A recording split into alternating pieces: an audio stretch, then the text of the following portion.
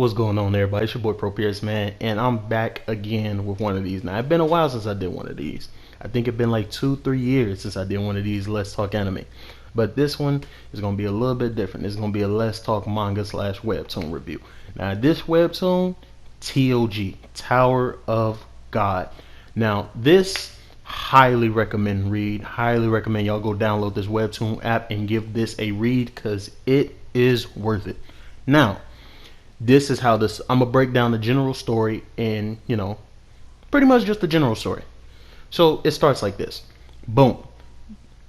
The introduction chapter, amazing. It's what got me into it. You read that introduction chapter, you're gonna want to find out more. The introduction chapter basically breaks down like, what is it that you desire in this tower? Money, fame, power, wealth, revenge. All that can be found in this tower. Welcome to the Tower of God. Amazing introduction. That automatically makes me assume, how big is this tower to the point where all that can be achieved? Money, fame, power, wealth. Wonder what type of people is achieving stuff like that. So that's what get me into it. That's what locks you in. Locked down. I was already locked. I was like, okay, I'm about to finish this. So after that chapter, it pretty much puts you in a cave and you see two people, a boy and a girl. Bam, which is the guy with the brown hair, and Rachel, which is the girl with the blonde hair. So basically, they're laying on the cave floor. They're actually inside the tower, but they're at the basement, essentially. To put it into rough aspects, they're in the basement. So basically, they're looking up at the ceiling as if they're looking at the stars. And Rachel is explaining to Bam, yo, have you ever seen the stars before? And the way she's saying it as if like she wants to go explore the stars, because everyone inside the tower do not know what the outside world looks like.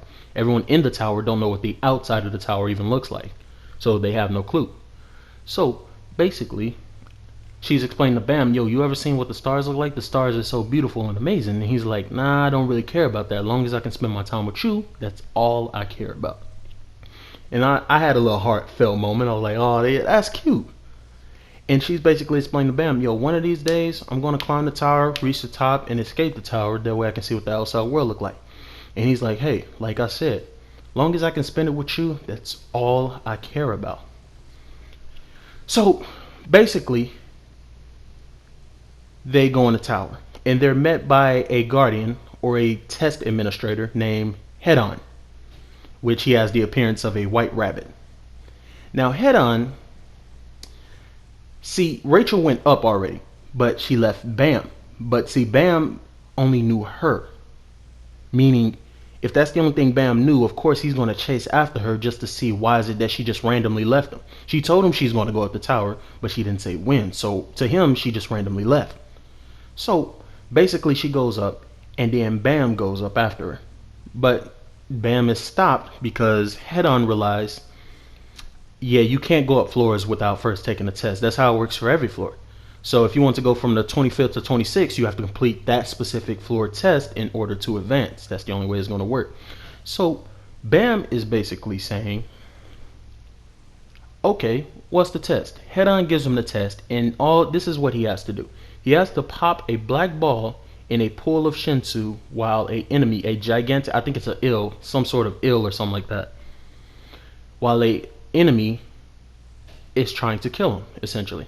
Now here's the thing about Shinsu. Shinsu is Tower of God's version of chakra if it was Naruto, meaning it brings out your powers from within. The greater Shinsu control and the greater Shinsu prowess you have, the stronger you are. So what Bam decides to do is he gets in there and he's struggling. He's basically saying, yo, if I can't pass this, then I don't deserve to go see Rachel. I don't even deserve her. So he's struggling and all that. Of course, he's new to the tower. He has no idea what Shinsu is. He has no idea how to control it. He don't even know what this white bunny rabbit looking thing is. So he's basically struggling and all of that until a girl stumbles across him. Her name is Yuri Ha Jihad. And basically, she's a wielder of one of the 13th month series. Now, the 13th month series is a collection of 13 different swords that only one of the daughters of Jihad has. Jihad is the king of the tower. The way he allows you to own a sword is you have to become strong and people hear about you. You build a name for yourself, then he'll adopt you as a daughter and let you carry his name. See, her original name is Yuri Ha, but see, the reason it became Jihad is because she was strong and therefore she was deemed a weapon. This weapon is called Black March or the Black Needle. So, with this weapon, she basically meets Bam with her guide, Evan Roche or something. I can't remember his name. But she basically meets him and she essentially gives him her Black March, her sword, in order to help Bam pass this test, which is a huge crime. You're not never supposed to do that. That's illegal. The only, well, not illegal. It's illegal in the sense of the terms of the king. If you give someone who's not a daughter one of your swords and they're not deemed worthy to wield that sword, that is a heinous crime against the king himself. He can have one. He can either punish you himself, but he wouldn't care to, or he'll just send someone after you to do the punishment for him. More than likely, one of his royal guards. He'll put a hit on you, which more than likely the hit will get taken care of because he's the king. So, with him doing that, she gives him his Black March, her Black March, and pretty much Bam passed the test pretty easily. He struggles at first, but he gets through the test. He pops the ball, therefore he's sent to the next floor. So the next floor, they're basically, it's a survival test. The test administrator says basically, yo, out of 200 people, we're going to give you, I can't remember the amount of time, we're going to give you so and so time to kill however many people within that time. Whoever's left standing, you pass the test. So a bloodbath spree begins, and quite literally, it's a lot of bloodshed. So Bam still, keep in mind, Yuri Jihad got to come after Bam because he still has her sword. But at this moment, he's on the next floor and she's not. But so Bam is basically on a survival floor with a Black March, a 13th month, which is considered an extreme rarity because this is one of the 13 months created by the blacksmith himself. So for Bam to have one and him to be a male and wield one, it's a huge surprise. So after that, you'll then come across and meet Bam. Basically, he's cool. No one's attacking him. He meets two people. Rak Wraithrazor, which is a gigantic brown crocodile, and Kun Angeros, which is a part of one of the 10 great families, the Kun family. So, here's the thing.